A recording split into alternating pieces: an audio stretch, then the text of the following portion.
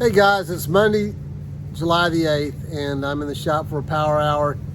I'm going to replace this bracket that I discovered was missing from the front of my new frame, and it is the bracket that holds the sway bar in place. So I had to cut the old one off the old frame today with the help of Russ. He came by and I climbed up on the ladder. That particular frame is mounted on the wall over there, so I had to get on the ladder and cut it off. What I was referring to is this bracket right here. Now on the passenger side over here, it is missing. So what I'm doing now is cleaning up the old weld where it was previously welded. I've got a little bit more to cut out right there, and once I get that done, I can then mount this one back in place. Fortunately, even though this is a powder coated frame, I had our local paint store match up a aerosol can of this color, so I will spray that in acrylic enamel and it'll be fine. I just hated that I missed it from the very beginning, but I can repair it. I've gotten a lot done in the last couple of days. Not much of it I've shown you on camera, but I got a message today that my shocks are en route, so they should be here in a couple of days, and I can finish up the front end. I showed you the other side. I went ahead and did this side off camera, so it's waiting for shocks as well. A couple other things I've done. Assembled most of the rear. I'm waiting on the brake components. I'm changing out all the brake pads and springs and all that. So that's en route. I'm waiting on it. Also, I've got this lowering block in place. Got it secured. I've temporarily fastened it with some studs that I made, but I'm still trying to find some hardened studs that are actually studs, and I will swap them out once I locate them. So I'll just take them out one at a time and swap them out. No big deal, that'll be easy to do. I'll tie them in place. So that's kind of a quick update on what I'm doing right now. Again, I'm just waiting on some parts. Brake stuff should be here. And you know, I had a discussion about changing the rotors. I actually purchased a set of larger rotors, but I've decided to stick with what I had. I didn't want to make the big investment. Through my ignorance, I did not know that I needed to change the rotors, the backing plates, and all the other components to upgrade to a larger caliper. Now, I never had an issue stopping this vehicle with the original pads and the original rotors. I never had an issue. I just thought all along I would make an enhancement while I was here.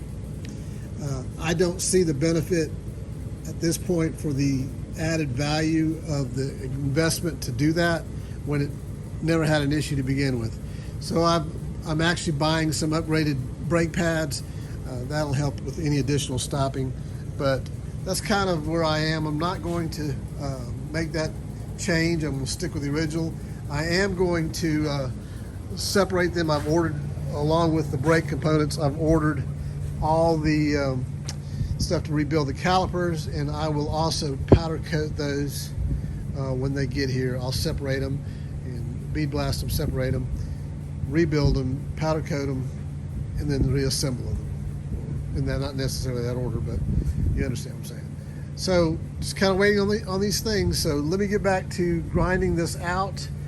I'll try to finish this up here and get this tack welded here in place, and I'll bring you back in just a few minutes. So hopefully I'll have this secured nice and neat, put some primer on it, and then paint it. Stand by. Well, we got it all set up and mocked up. I think I got it in place where I want it, so I'm going to give it a little tack here and let's see what it does.